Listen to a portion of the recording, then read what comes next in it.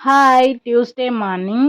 இன்னைக்கு பார்த்தீங்கன்னா, நான் வந்து பசங்களுக்கு ஹாலிடே அப்படிங்கிறனால பார்த்தீங்கன்னா, 7:30க்கு மேல தாங்க எந்திரிச்சிருந்தேன்.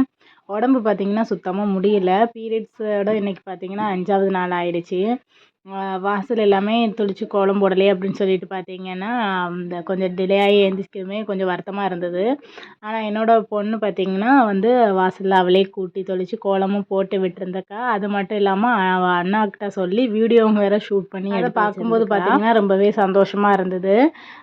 கோலமும் அவளுக்கு தெரிஞ்ச மாதிரி சின்னதா கோலமும் போட்டு விட்டுருந்தா. அப்புறமா பார்த்தீங்கன்னா, காஃபி கூட போட்டு என்னை வந்து எழுப்பி விட்டுருந்தாங்க பசங்க 2 பேருமே சேர்ந்து. அது ரொம்ப சந்தோஷமா இருந்தது. அதுக்கப்புறமா நானுமே எந்திரிச்சு காஃபியெல்லாம் குடிச்சதுக்கப்புறமா பசங்களுக்கு வந்து சேமியா இருந்தது. அதை வந்து கிண்டி கொடுத்துட்டேன். காலையில் அவங்களுக்கு வந்து இன்றைக்கி பிரேக்ஃபாஸ்ட்டுக்கு அதுதான் பண்ணியிருந்தேன். அப்புறமா பார்த்தீங்கன்னா, அந்த கேஸ் பார்த்தீங்கன்னா காலி ஆயிடுச்சு. இண்டக்ஷனில் தான் வந்து பண்ணுற மாதிரி இருந்தது. அப்புறமா வந்து இண்டக்ஷன் குக்கரில் வந்து சாம்பார் இன்றைக்கி சிம்பிளாக பண்ணி வச்சிடலாம் அப்படின்னு சொல்லிட்டு பார்த்தீங்கன்னா, சாம்பார் தான் பண்ணியிருக்கேன். இனி பார்த்தீங்கன்னா, ஏதாவது ஒரு பொரியல் ஏதாவது பண்ணி சாப்பிட்டுக்கலாம் அப்படின்னு சொல்லிட்டு பார்த்தீங்கன்னா, சேமியா கிண்டின கையோட வந்து சாம்பாருமே ரெடி பண்ணி வச்சுட்டேங்க.